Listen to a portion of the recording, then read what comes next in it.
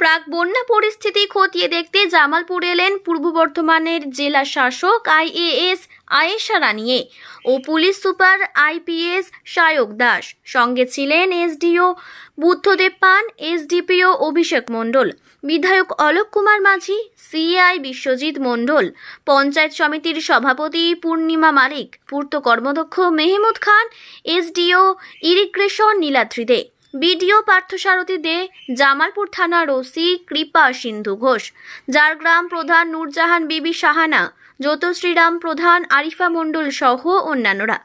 আজ তারা ঝাড়গ্রাম ও জ্যোতিশ্রীরাম অঞ্চলের পাইকপাড়া, অমরপুর ঘাট, সাজামানতলা প্রভৃতি জায়গা দামোদর নদীর তীরবর্তী অঞ্চলগুলো ঘুরে দেখেন ও সাধারণ মানুষের সাথে কথা বলেন। ডিভিএস হঠাৎ করেই জল ছাড়লে যাতে পরিস্থিতি হাতের বাইরে না যায়, তাই আগাম সতর্ক থাকার জন্য তিনি নিজে খতিয়ে দেখতেই এসেছেন। এরই পাশাপাশি তিনি স্থানীয় সাজামানতলা প্রাথমিক বিদ্যালয় ঘুরে দেখেন ও স্কুলের বাচ্চাদের হাতে চকলেট তুলে দেন। স্থানীয়দের পক্ষ থেকে ডিএম ম্যাডামের কাছে পাইকপাড়া একটি ফ্লাড শেল্টার, সাজামানতলা ও পাইকপাড়া প্রাথমিক বিদ্যালয়ে এসিআর এর আবেদন করেন। ডিএম ম্যাডাম বিষয়টি দেখবেন বলে জানান।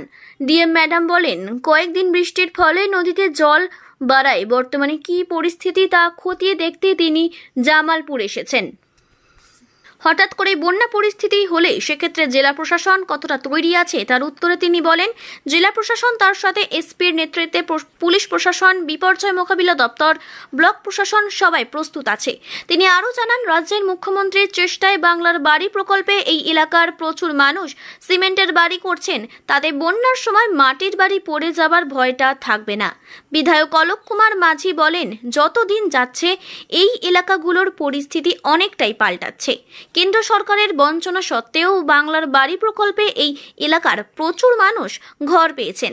আজ বন্যা পরিস্থিতি খতিয়ে দেখতে ডিএম ও এসপি সাহেব এসেছিলেন পরিস্থিতি খতিয়ে দেখতে। তিনি নিজেও এই বিষয় নিয়ে মন্ত্রী সাহেবের সাথে কথা বলেছেন। গতবারই আমরা দেখেছিলাম যে আপনি জেলা শাসক হিসেবে বর্ধমানে যোগদান করার পরেই জামালপুর বন্যা পরিস্থিতি নিয়ে একাধিকবার জামালপুর এসেছিলেন। গত দুদিন দিনের বৃষ্টিতে জলস্তর বাড়ায় আপনি আজকে আবার এখানে এসেছেন, বিভিন্ন জায়গায় পরিদর্শন করলেন, কি দেখলেন ম্যাম? আজকে আমি আর এসপি এসেছিলাম, আর স্থানীয় এমএলএ ছিলেন, সাহেব ছিলেন এবং স্থানীয় পঞ্চায়েত সমিতির সবাই ছিলেন, বিডিও এসডিওরাও ছিল। আমরা পুরোটা আমাদের এদিকে তো ডিবিসি থেকে একটু আস্তে আস্তে করে জলের পরিমাণটা বাড়ছে, সেজন্য আমরা প্রস্তুতি কী আছে, কেমন পরিস্থিতি আছে সেটা দেখার জন্য এসেছিলাম। মূলত যে জায়গাতে আমারপুর, পাইকপাড়া এই এলাকাগুলোতে আগে বছর প্রচুর জল এসেছিলো, সেই জায়গাগুলোতে আমরা রিলিফ সেন্টার ইত্যাদিগুলো দেখার জন্য এসেছিলাম। ম্যাডাম, এই মুহূর্তে যদি বন্যা পরিস্থিতি সৃষ্টি হয়, জেলা প্রশাসন কতটা তৈরি? আমরা 100% প্রস্তুত আছে। আমাদের রিলিফ মেটেরিয়াল আছে যথেষ্ট, আমাদের সিডি ভলেন্টিয়ার ডিপ্লয় করা আছে, আমাদের ইতিমধ্যে কন্ট্রোল রুম শুরু হয়ে গেছে, পুলিশের এন্ড থেকে আমাদের নজরদারি আছে, সব জায়গাতে পঞ্চায়েত থেকে শুরু করে পঞ্চায়েত সমিতি, জেলা পরিষদ সব রকম আমাদের প্রস্তুত আছে। একটা জিনিস ম্যাডাম দেখেছি, গতবারের পর থেকে এবারে একটু পরিস্থিতিটা ভিন্ন ওখানে, কারণ এবারে বাংলার বাড়ি প্রকল্পে অনেক বাড়ি, যেগুলো গতবারে একটা সমস্যা হয়েছিল মাটির বাড়ি পড়ে যাওয়ায়, কি বলবেন ম্যাডাম? অনেকেই ওখানে বাড়ি পেয়েছে। ওখানে যাদের নামে লিস্ট ছিল না, কিন্তু তাদের অলরেডি সরাসরি মুখ্যমন্ত্রীকে আবেদন দিয়েছিল, তাদের সকলকে আমরা বাংলা বাড়ি প্রকল্পে টাকা দিয়েছিলাম। অনেক লোকেদের ইতিমধ্যে বাড়ির কাজটা হয়ে গেছে, আর বাকি কয়েকটা বাড়ি সেকেন্ড ইনস্টলমেন্ট টাকা পাওয়ার পরে তাদের বাড়ির কাজগুলো শেষের মুখে আছে। গত 2-3 দিনে একটা টানা বৃষ্টি হয়েছে আমরা দেখতে পেয়েছি, তারপরে আজকে দেখলাম যে আপনারা ছিলেন, ডিএম ম্যাডাম, এসপি সাহেব এসেছিলেন, একটু মানে বন্যা পরিস্থিতি পরিদর্শনে গিয়েছিলেন, কি দেখলেন এবং এই মুহূর্তে পরিস্থিতি কি? দেখুন, এই মুহূর্তে পরিস্থিতি সব ঠিক আছে, কারণ বাংলা একটা প্রবাদ আছে, আপনারা জানেন যে ঘর পোড়া গরু সিঁদুরে মেঘ দিলে ডরায়। কারণ এর আগে হঠাৎ করে রিজার্ভ থেকে জল যে ছেড়ে দেওয়ার ফলে ঝাড়খণ্ড, আমাদের জামালপুর বা সারাউন্ডিং নিম্ন দামোদর অববাহিকা, যে গঙ্গা তীরবর্তী, যে আমতা থেকে শুরু করে জামালপুর থেকে শুরু করে হাওড়া, হুগলির বিভিন্ন জায়গায় জলমগ্ন হয়ে গেছিলো।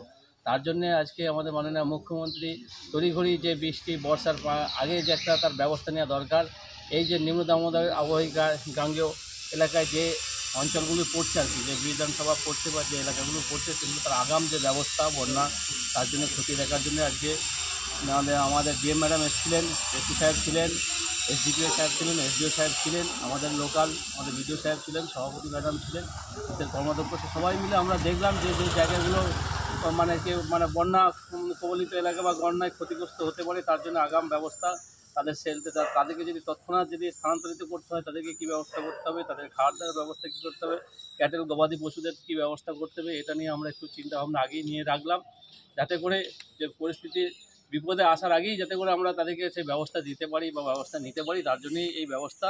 আমি ধন্যবাদ জানাই আমাদের বাংলার মাননীয় মুখ্যমন্ত্রী মহাশয়কে যে এই ব্যবস্থা আগাম উদ্যোগ নেওয়ার জন্য। তার সাথে সাথে আমি বিপর্যয় মোকাবিলা দপ্তরের টিম সহ আমি আমাদের ডিএম সাহেবা এবং আমাদের এসপি ম্যাডাম, এসপি সাহেবকেও আমরা এই ব্যাপার নিয়েও আমরা খুব ধন্যবাদ জানাবো যে ওনারা এসেছেন, এসে আমাদের ব্যাপারটা যে দেখলেন, এটা খুব ভালো লাগলো যে জামালপুরকে মনে রাখেন।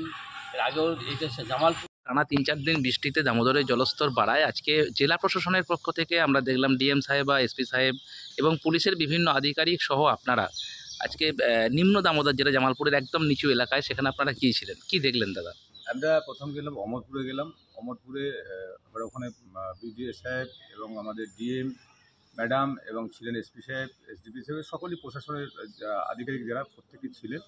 ওখানে দেখলেন যে জলস্তরটা কতটা বেড়েছে এবং গতবারে একটু বন্যা হয়েছিল, সেই ক্ষেত্রে অসুবিধার মধ্যে পড়েছিল। সেই জায়গা থেকে মাননীয় মুখ্যমন্ত্রী মমতা বন্দ্যোপাধ্যায় যখন এসেছিলেন এবং জামালপুর নিয়ে কথা বলেছিলেন, সেই ক্ষেত্রে আমরা আগাম প্রস্তুতি সেখানে আমাদের পরিদর্শন করলে সাজামনতলা করেছেন, আমাদের জোরচাঁদ করেছে, পাইকপাড়া করেছে এবং আমাদের ওখানে আমাদের অমরপুর করেছে এবং ওখানে কয়েকটা ক্যাম্প করার জন্য, যেটা আমাদের বন্যা কবলিত এলাকা, যদি বন্যা হয় মানুষগুলো কোথায় যাবে, সেই জন্য আমরা একটা দাবি, এলাকার মানুষ দাবি রেখেছিলেন একটা ফ্ল্যাট সেন্টার করার জন্য, সেটা দেখার জন্য বলেছে। ওনার একটি স্কুল আছে, স্কুলে একটা এশিয়ার দেওয়ার জন্য সেটাও কথা হয়েছে।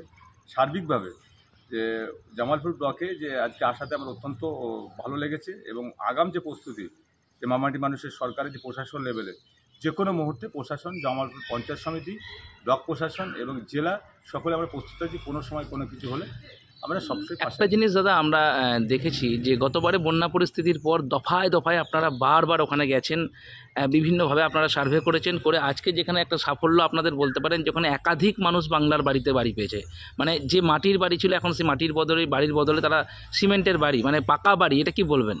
মাননীয় মুখ্যমন্ত্রী মমতা বন্দ্যোপাধ্যায় যেমন কোনো দল দেখেননি, কোনো ধর্ম দেখেননি, অসহায় মানুষদের পাশে সেই সময় বন্যার সময় ডিএম ম্যাডাম এসেছিলেন এবং আমাদের এসপি সাহেব ছিলেন, আমাদের এসডিপি এবং আমাদের মন্ত্রী আমাদের অরূপবাবু এসেছিলেন এবং সেই সকলে মিলে এসে যেটুকু দেখে সেখানে ওই এলাকার মানুষের যেগুলো বন্যা কবলিত এলাকায় ছিল সেগুলো প্রত্যেকেই ঘর পেয়েছে। সেক্ষেত্রে পাকা ঘরও চলছে এবং দ্বিতীয় কিস্তিও, যেটা প্রথম কিস্তি ছিল দ্বিতীয় কিস্তি পেয়ে গেছে। আরও যেগুলো পিডাব্লিউ আছে, যেগুলো পায়নি, সেগুলোও পাবে।